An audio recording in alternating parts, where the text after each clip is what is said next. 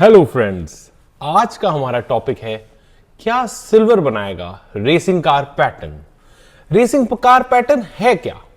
जैसे नानो गाड़ी में आप अगर सवार हो जाएं तो आप ज्यादा दूर नहीं पहुंच सकते, लेकिन अगर रेसिंग कार में आप बैठ जाएं तो आपके प्राइसेस बहुत तेजी से बढ़ सकते हैं। और यही कारण है कि शेयर मार्केट में या एसेट क्लासेस में गलत फंस जाते हैं लोग और उनके शेयर्स के प्राइसेस अटक जाते हैं और कुछ शेयर्स इतनी तेजी से भागते हैं जैसे कि वो रेसिंग कार में हो।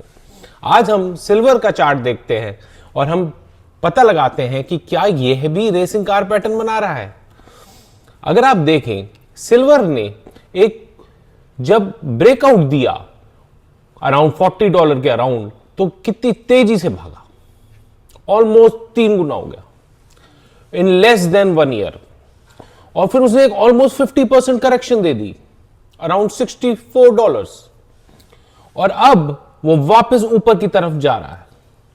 जैसे हमने आपसे पहले भी कहा था कि अगर $50 का जो 45 ईयर का हाई है वो हमारा बचा रहता है तो हम एक बहुत बड़ी बुल चाल पे जा रहे हैं।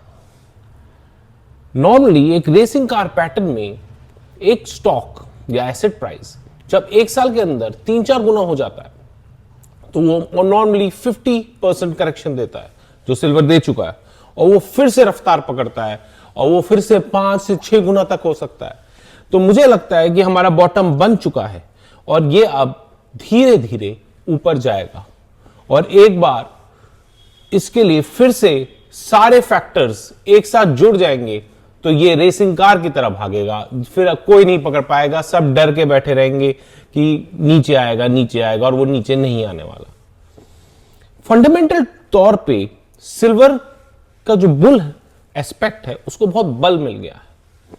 हमें पता चला है कि अमेरिका ने सैन्य शक्ति खाड़ी में इतनी बढ़ा दी है जो उसने सद्दाम हुसैन के टाइम पे, इराक के टाइम पे की थी। इसका मतलब यह है कि ईरान पे वो मिसाइल जरूर दागेगा, और आज की आधुनिक मिसाइल के लिए, एक मिसाइल के लिए कम से कम 15 किलो चांदी चाहिए।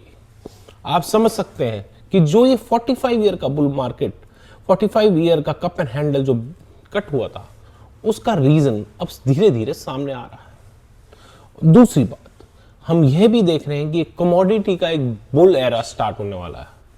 अगर हम कमोडिटीज को डॉलर टर्म्स में इन रिलेशन टू XPX 500 जो कि अमेरिका की स्टॉक मार्केट है, अगर देखें तो वो 50 ईयर की लो बॉटम बना रहा है। इसका मतलब यह है कि कमोडिटीज को बहुत निगलेक्ट किया गया है और सारा पैसा SPX 500 यानी कि फाइनेंशियल मार्केट में डाल दिया गया है, जो कि अब रोटेट होके कमोडिटीज में वापस आएगा और हम एक 5 से 10 साल तक की भी एक बुल मार्केट देख सकते हैं। मिनिमम टू मिनिमम ये 5 साल की बुल मार्केट तो रहेगी मेरे हिसाब से। दूसरी बात यह है कि अमेरिका को इंडस्ट्रियलाइज करना है, चाइना को कंपटीशन देने के लिए, और उनके मिनिस्टर ने भी कह दिया है कि अब यह नहीं चलेगा। चाइना जो $1 ट्रिलियन सरप्लस पे बैठा है, हम उसे कंपटीशन देंगे। उसने ये तक कह दिया कि चाहे हमें अपनी करेंसी डिवैल्यू करनी पड़ जाए। करेंसी डिवैल्यूएशन का मतलब सीधा है कि सोना चांदी में एक गजब की तेजी आएगी। जब प्रेशियस मेटल्स में एक तेजी आती है तो आप बात समझिए, वो तेजी सबसे ज्यादा छोटे यानी कि स्मॉल कैप्स में आती है, और silver is a small cap. जैसे शेयर बाजार में जब तेजी आती है तो स्मॉल कैप और माइक्रो कैप सबसे ज्यादा भागते हैं, और यही होगा यहां पे भी। Silver will out perform gold मेरे हिसाब से, और मोस्ट प्रोबेबली यही होगा। जहां हो सकता है गोल्ड डबल हो जाए, सिल्वर हो सकता है 4 गुना हो जाए। इसलिए सिल्वर को पोर्टफोलियो में रखना बहुत जरूरी है। आपको मेरा आज का थीसिस कैसा लगा मुझे जरूर बताइएगा। मैं कोशिश करता हूं कि जो भी फैक्ट्स बन रहे हैं वो आपके सामने पेश करूं और अपडेट करूं कि हम इस बुल मार्केट में अभी कहां हैं। और मेरे को लगता है ये पहला एक ट्रेलर है, अभी तो पूरी पिक्चर बाकी है, और यहां से कम हो सकता है 5 से 6 गुना तक सिल्वर हो जाए अगले 5 सालों में।